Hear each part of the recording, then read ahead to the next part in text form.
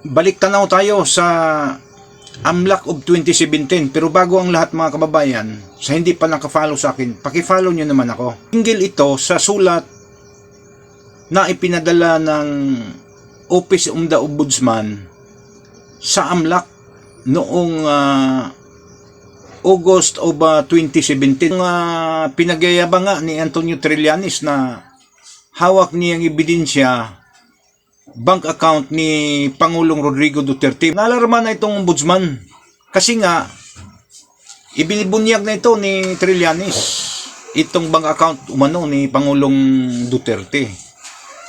So nagsulat ang ombudsman sa AMLAC August 17 at nag-reply ang AMLAC September 7 of 2017.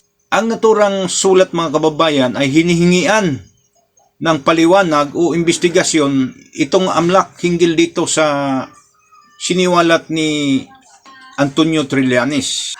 Ang sagot ng AMLAC mga kababayan ay itinanggi nila na ang hawak-hawak ni Antonio Trillanes na mga ebidensya kuno ay hindi ho galing sa kanila. Kasinungalingan umano. At wala silang binibigyan kahit sino man sa bank records ni Pangulong Duterte mga kababayan. Hindi nila tanggap at hindi nila ina-acknowledge na galing umano sa AMLAC ang bank transactions ni Pangulong Duterte na hawak-hawak ni Trillanes. So tingnan nyo ngayon mga kababayan noong 2017 yun yung una pa niyang hagilap ng mga ebidensya laban dito kay Pangulong Duterte pa yun noon. So doon pa lang, paso na siya. Wala na siyang kredibilidad. Gawa ng itinatanggi nga ng AMLAC na galing sa kanila yung bank records na hawak-hawak ni Trillanes. So ngayon mga kababayan, dito sa panahon ni Vice President Sara, hindi talaga tumigil ito. Napakakulit talaga nito ni Trillanes. Ang titigas talaga ng ulo. So ngayon, dahil nga binibibi ito sa BBM administrasyon, katunayan, pinunduhan pa nga ito sa ICC operations, di ba? Pinunduhan ito.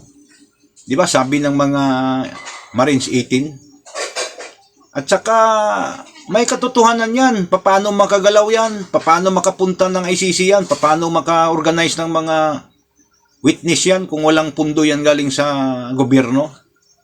Sarili niyang pirang ginagamit niya. Pag-alaga niya doon sa mga witness niya na hanggang ngayon hawak pa nila. Isa na yun, Matubato at saka si Las Cañas. So ngayon mga kababayan, nung binibibi siya sa Marcos administration, ayun na, pumurma na naman.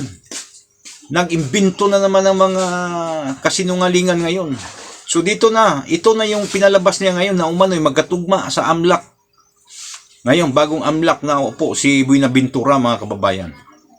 So, noon pa lang, sunog na yan si Trillanes. Ngayon lang yan, nakapurma ulit dahil binibibi ni BBM yan at pinupunduhan.